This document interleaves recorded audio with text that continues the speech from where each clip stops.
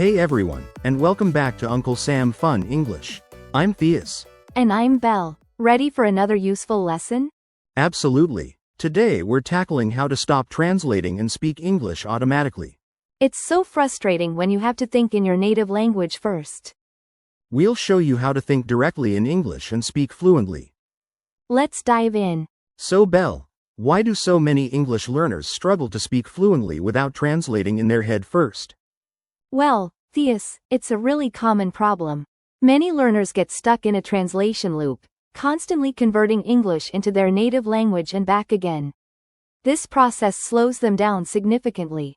I totally get that. I remember when I was learning Spanish, I tried to formulate sentences in my head in English before translating them, and it was exhausting. Is that a typical experience? Absolutely. It's like trying to run a marathon with weights on your ankles. It hinders your ability to think and respond quickly in real-time conversations. The brain needs to focus on meaning, not just words. This happens because learners are often taught English through grammar rules and vocabulary lists in their native language. Right, it's like, this word means this, and then you try to assemble everything like a puzzle. So, what are some other examples of how this translation habit manifests itself? Learners might hesitate before answering a question, even if they know the answer, because they're mentally translating it. Or, they might struggle to understand native speakers who speak quickly because they can't keep up with the mental translation. And writing emails or reports can take forever. Exactly. I've seen people take ages to respond to a simple question because they're crafting the perfect translated response in their minds. It's such a waste of time and energy. The impact is that you sound less natural, less confident, and it limits your ability to connect with people. Exactly. And it prevents them from fully immersing themselves in the English-speaking world. They're always one step removed, stuck in the translator's booth in their head. The constant translation creates a mental barrier to fluency. So how do we fix this? How do we break free from this mental translation trap? The key is to train your brain to think directly in English, associating words and phrases with images, feelings, and concepts, rather than translations. We need to rewire the brain, so to speak. Alright, so let's tackle the first rule. Think in English. It sounds simple, but it's revolutionary. Instead of translating, try to directly associate the English word with the image or concept. Okay, I get the concept, but can you give me a specific example? Like, how would I do that with something simple like an apple? Sure, don't think manzana, then apple. Instead, when you see an apple, immediately think of the word apple and the image of the apple itself, the color, the texture, the taste. Bypass your native language entirely. See the apple, think apple. Okay, I think I understand. So, instead of seeing a mesa and thinking table, I should just immediately see a table and think table. I can put my coffee on the table. Exactly. You're creating a direct link. Now, let's try a slightly more complex word, like serendipity. Don't search for a direct translation in your native language. Instead, think about the feeling of unexpectedly finding something wonderful. So I wouldn't think, this is similar to coincidencia feliz, but instead, I think about that time I stumbled upon that amazing bookstore I didn't know existed. What a serendipitous find. Yes, perfect. Now, let's add some nuance. This doesn't mean you can never translate, especially when you're starting out. It means minimizing translation as a crutch. Use it only when absolutely necessary to understand a core concept. So, translation can be a temporary bridge, but not a permanent home. Got it. So, I'm at a restaurant and the waiter asks, "Are you ready to order?" I shouldn't mentally translate each word, but instead, just understand the question in context and answer. Precisely. And here are a few more examples. You see a dog wagging its tail. Don't think, cachorro abanando o rabo. Think, the dog is happy and wagging its tail. You hear a song you like. Don't translate the lyrics word for word. Just feel the music and understand the overall meaning. Think, this song is catchy. See how it works. So, Belle, what about sentences where we need to use both get and a preposition? That seems to trip people up a lot. Absolutely. That's a great point. Phrasal verbs with get are super common, and they can be tricky. Like, get over, get along, get through, each one has a different meaning. Exactly. So if someone says, I'm trying to get over my cold, they're not literally climbing over it, right? Precisely. Get over, in that context, means to recover from an illness or a difficult experience. It's about moving past something. Okay, so it's not always a physical action. What about when someone says, I get along with my brother? That means you have a good relationship with them. You're friendly and compatible. It's about harmonious interaction. Got it. So, get along is about relationships. Is there a simple way to remember these phrasal verbs with get? Well, the key is to focus on the preposition and what it adds to the meaning of get. Over suggests overcoming. Along suggests agreement or harmony. Okay, that makes sense. So, if I say, I need to get through this project, what am I trying to convey? You're saying you need to complete or finish the project, often implying that it's challenging or requires effort. It's about persevering until the end. So, get through means to finish something difficult. What about get by? I hear that a lot. Get by means to manage to survive or cope with limited resources. For example, we can get by on a small budget. So, it's about managing. What are some other common get phrasal verbs? Get up means to rise from bed. Get together means to meet socially. Get rid of means to eliminate something. What about get into? I always have trouble with that one. Get into can have a few meanings. It can mean to enter a place, like get into the car.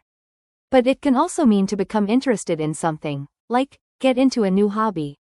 So the context really matters with these, doesn't it? Absolutely. Paying attention to the surrounding words and the overall situation is crucial for understanding the meaning of phrasal verbs with get.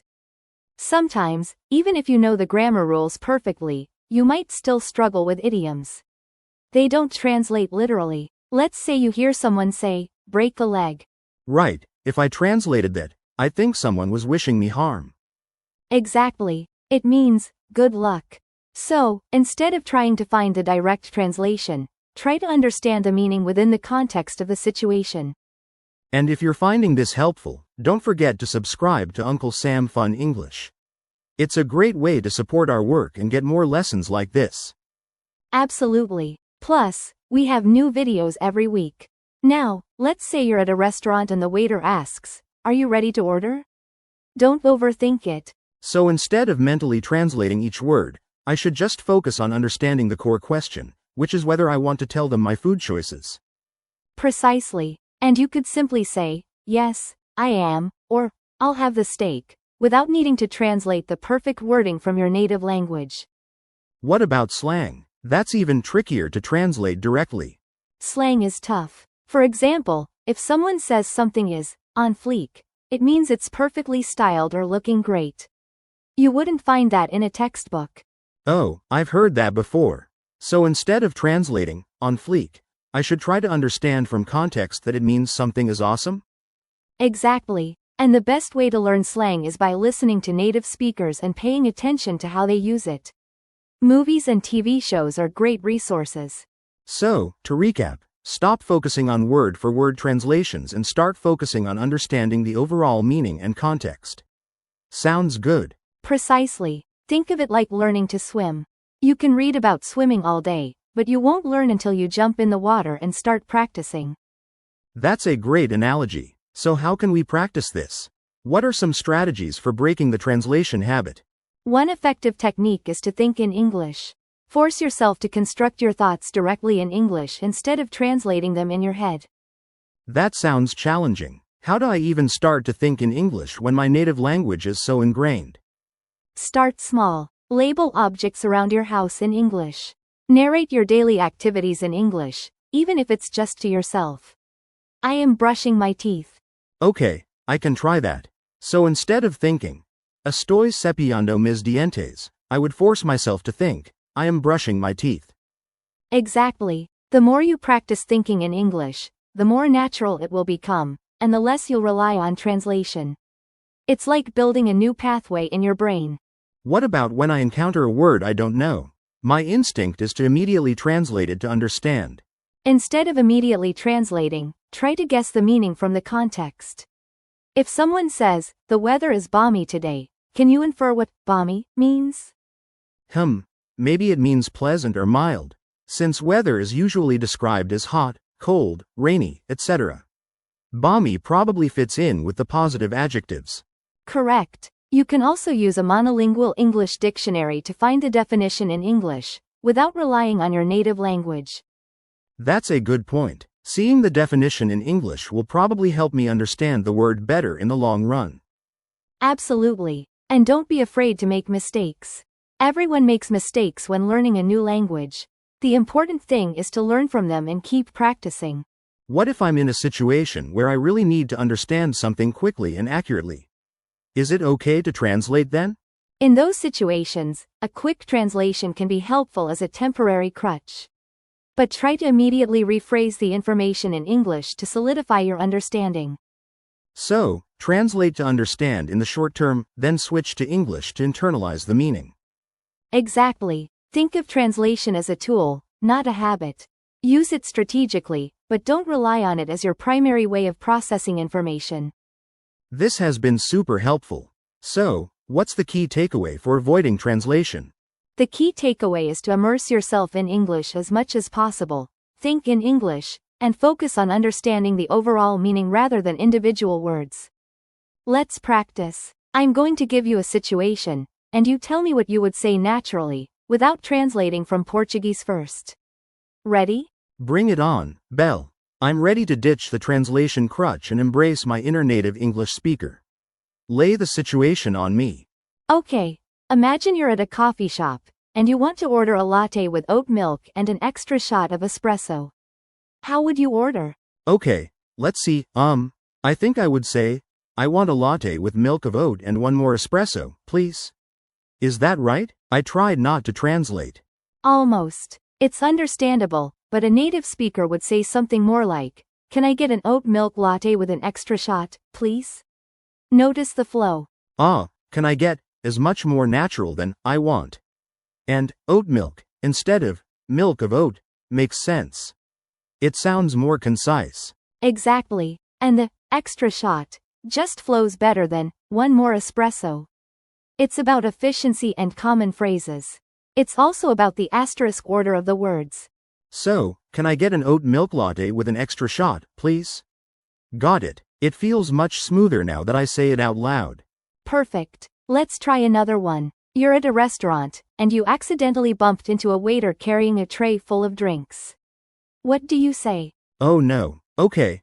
I think I would say, "Oh, I am sorry very much. Was it my fault?" I panic a little bit because I spilled the drinks. A good start with the apology. A native speaker might say, "Oh my gosh, I'm so sorry. Are you okay? Let me help you clean that up." Okay. I'm so sorry, instead of, "I am sorry very much." And offering to help clean up is a good touch of politeness. Definitely. It shows you're taking responsibility and being considerate. "Was it my fault?" Sounds a bit like you're trying to avoid blame. Right, I see. It's more about taking ownership of the accident. So, "Oh my gosh, I'm so sorry. Are you okay? Let me help you clean that up." Excellent. Now, let's try a situation where you need to ask for directions. You're lost in a new city, and you see someone walking down the street. Okay, I need to ask for directions.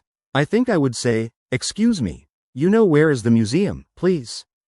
Close. A native speaker would probably say, "Excuse me, do you know how to get to the museum?" Or, "Excuse me, could you tell me how to get to the museum?" Do you know how to get to, is much more natural than, you know where is. The word order is definitely tripping me up sometimes. It's a common mistake for language learners. Remember, in questions, the auxiliary verb usually comes before the subject. It's a basic rule. Okay, so, "Excuse me, do you know how to get to the museum?" Sounds much more natural and polite. I'm starting to get the hang of this. You're doing great. Let's try one more. You're at a store, and you want to ask if they have a specific item in stock. Alright, I need to ask if they have something. I would probably say, "You have the book of Harry Potter new, please?" Not quite. A native speaker would say, "Do you have the new Harry Potter book in stock?" Or, "Are you carrying the latest Harry Potter book?" Ah, I see. The adjective order is important. New Harry Potter book, instead of Book of Harry Potter New. That sounds much better. Exactly. And using in stock or carrying makes it clear you're asking about availability. It's more specific than just, "Do you have?" So, do you have the new Harry Potter book in stock? Or, are you carrying the latest Harry Potter book? Perfect. Now you're getting it. The key is to immerse yourself in the language, listen to native speakers, and practice speaking without translating. I agree. It's all about retraining my brain to think in English instead of translating from Portuguese. And practice, practice, practice. Absolutely. And don't be afraid to make mistakes. That's how you learn and improve. Focus on communication, not perfection. So true. It's better to communicate imperfectly than not communicate at all because I'm afraid of making mistakes. Exactly. Remember that fluency is a journey, not a destination. Enjoy the process and celebrate your progress along the way. This has been super helpful, Belle. I feel much more confident about speaking English automatically now. Thanks for the practice. You're welcome, Theus. And for all our listeners, try these scenarios at home. Challenge yourselves to speak without translating. Yes, find a friend to practice with, or even just talk to yourself in English. The more you practice, the easier it will become. And remember to pay attention to how native speakers phrase things. Watch movies, listen to podcasts, and read books in English. Immerse yourself in the language as much as possible. The more exposure you have, the faster you'll improve. Absolutely. The key is to make English a part of your daily life. The more you surround yourself with the language, the more natural it will become. So, challenge yourselves with these scenarios. Try ordering coffee, asking for directions, or inquiring about a product in English. And share your experiences in the comments below. We'd love to hear how you're putting these tips into practice. We want to know how you are using English in your daily life. What are the challenges and what are the successes? We are here to help you succeed on your English language journey. The more you share, the better we can help you. Don't be shy. Every bit of feedback helps us create content that is useful for you. So, tell us all about it. So today we learned how to stop translating and start thinking directly in English. A great tip is to surround yourself with English content as much as possible. Remember, the more you practice, the more natural it will become. Remember to subscribe to Uncle Sam Fun English for more lessons like this. Thanks for listening. Keep practicing. See you next time. Bye everyone.